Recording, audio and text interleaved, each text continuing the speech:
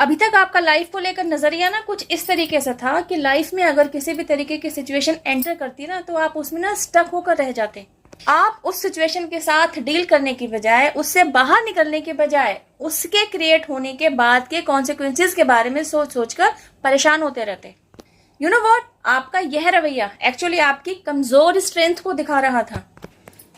Situation को समझ न पाना, सिचुएशन के साथ फाइट बैक न करना, सिचुएशन के साथ डील करने के लिए खुद को मेंटल लेवल पर खड़ा न कर पाना, यह सभी कुछ तो कहीं न कहीं कमजोर व्यक्तित्व को दर्शा रही होती हैं।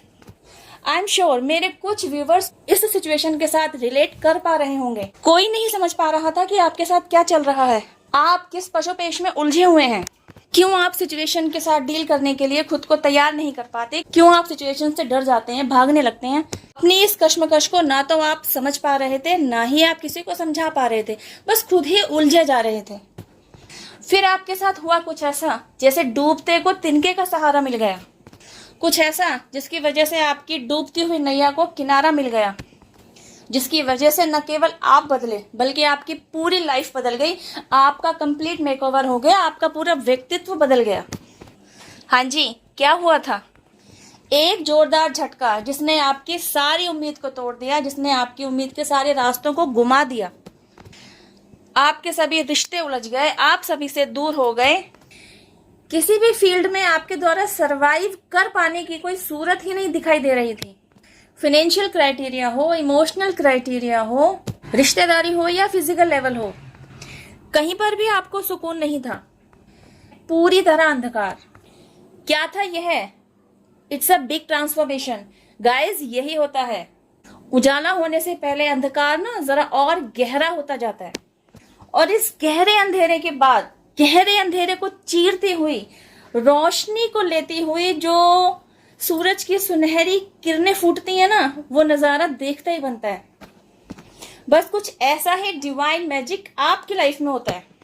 अंधेरे को मिटाकर उजाले से भर देने वाली यह सुनहरी किरण जब आपकी लाइफ में दस्तक देने वाली होती है ना, बस उससे कुछ समय पहले आपका जीवन, इवन आप अपने जीवन के उस पड़ाव पर होते हैं जहां आपको पूरी तरह से तोड़ मरोड़ दिया जाता है। क्योंकि लाइफ में आगे बढ़ने के लिए किसी मोटिव का होना जरूरी होता है, लेकिन आपके पास तो आगे बढ़ने के लिए क्या, जीवन जीने तक के लिए कोई मोटिव नहीं बचा होता। तो आप क्या करते हैं? आप करते हैं खुद को अपने इष्ट के सामने सरेंडर, जो आपने अब तक नहीं किया होता। एकदम से कोई सरेंडर नहीं करता। जीवन की अपनी अपनी हर फील्ड में हर कोई अपना भरसक प्रयास करता ही है। किसी भी सिचुएशन को संभालने के लिए उसके अपने प्लस माइनस होते हैं, उसका अपना कैलकुलेशन होता है, उसके सारे एफर्ट्स होते हैं जिनका यूज वह कर रहा होता है कि सिचुएशन को वह संभाल ले। लेकिन जब सिचुएशन उसके काबू से बाहर हो चुकी होती है, तब वह भूल रहा होता है कि उसे खुद को ईश्वर को सरेंडर कर देना चाहिए। खुद को सरेंडर करने की बजाय वह टूट जाता है, बिखर जाता है, गिव अप कर देता है। ऐसी किन्हीं सिचुएशन में जब आप फंसते हैं ना, तो आपको सरेंडर करना है। आपको यही याद दिलाने के लिए डिवाइन इंटरवेंशन आपकी लाइफ में एंटर होता है। आपको समझाया जाता है कि आपको गिव अप नहीं करना है, बल्कि अपनी बागडोर को ईश्वर के सुपुर्द कर देना है। इससे क्या होता है? एक तो आपके इस महत्वपूर्ण मनुष्य जीवन को आपके द्वारा गलत फैसले की वजह से गंवाने से बचा लिया जाता है, और दूसरी तरफ आपको इस जीवन रूपी युद्ध को लड़ने के काबिल बनाया जाता है। इस युद्ध के साथ डील करने के सारे स्पिरिचुअल टूल्स आपको समझाए जाते हैं, बकायदा आपको पकड़ाए जाते हैं। आपकी आंखों पर से मोह माया का पर्दा हटाया जाता है, और आपको सही मायने में डिटैच्ड होकर प्यार करना सिखाया जाता है। गाइस, मेरे कई व्यूवर्स ऐसे होंगे जो फाइनेंशियल क्राइसिस को फेस कर रहे होंगे। उन्हें लगता होगा पैसा कमाना ही तो जीवन का संग्राम है, और वे इस संग्राम को फेस कर पाने में सक्षम नहीं है, इसलिए जीवन बेकार है।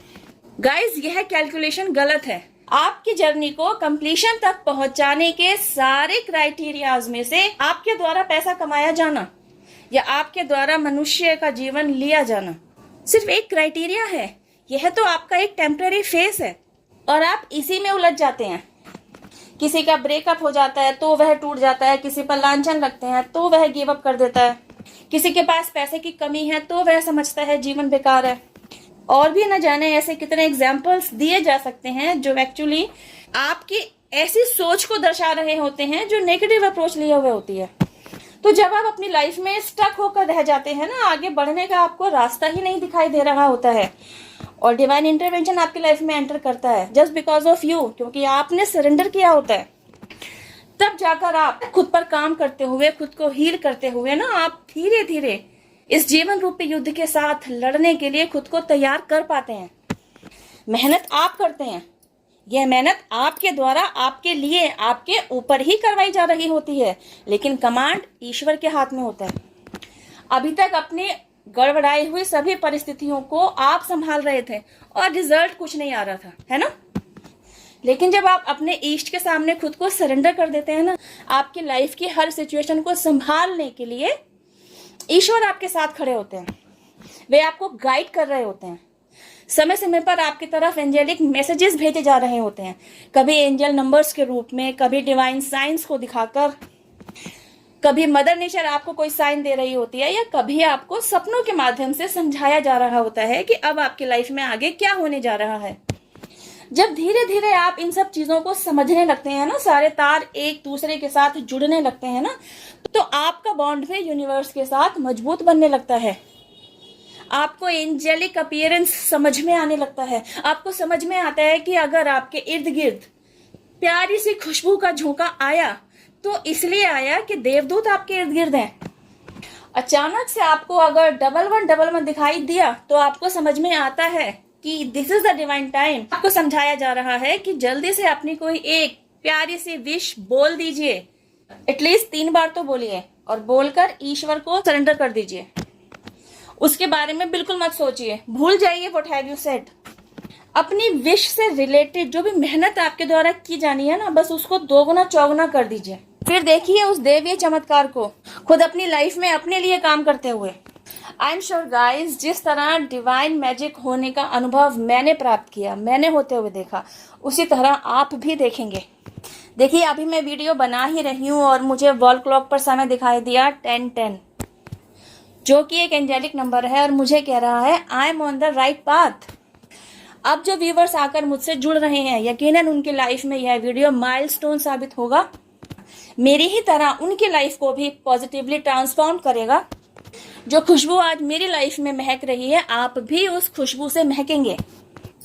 इस वीडियो में बस इतना ही। अब मैं आपसे मिलती हूँ मेरी नेक्स्ट वीडियो में। टिल देन हैव पेशेंस, रब्बा खैर, जय माता दी, take care, bye, stay blessed.